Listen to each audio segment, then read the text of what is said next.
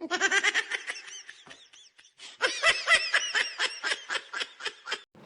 guys, magandang umaga, magandang hapon sa atin lahat. Dito naman kami ni Manong Guard. Si Boss Osorio nagpapagod, gawa ng may plano na naman. Alam mo na, pag ganyan nagpapagod, magpapansit daw kami mamaya, gawa ng matik. Dito na kami ngayon sa Grand Mall sa Taas Kabayan. Pagka favorite na puntahan, kainan, pansitan. Ngayon, tikman nga namin yung sinasabi nilang mumu. Dito ngayon guys, marami-rami rin kumakain dito guys.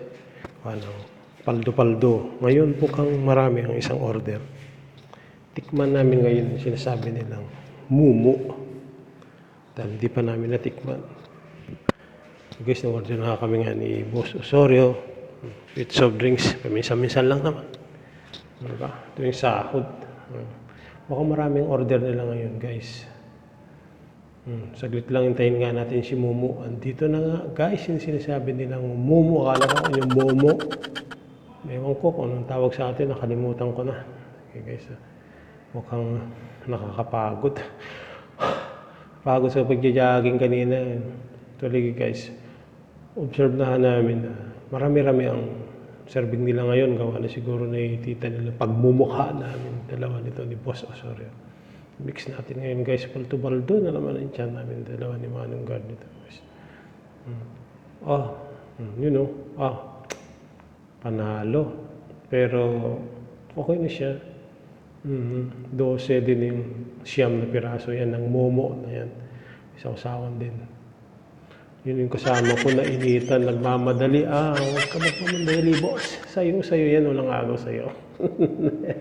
Gutom na gutomats. Marami-rami rin ang kumakain dito, guys. Kasi nga, okay naman yung lasa. Lasang Pinoy talaga. Sige, guys, ginutom kanina. Sige, hataw muna tayo, guys, ng kainan dito. Para mamaya, may lakas. O kaya bukas pala, day off namin yan guys, ni Boss Osorio Rafael. You know, dahan-dahan. Guys, patapos na, pakita ko sa inyo, bawal kasi mag-video. Marami rin dito ang tao dito kumakain guys. Tapos na kami guys. Busog mats. Kasama ko pala pag busog, tahimik siya, parang natuktukan ng busikol. Ayun siya, tahimik siya. Hanggang dyan na lang guys. Ingat tayo palagi. Bye-bye.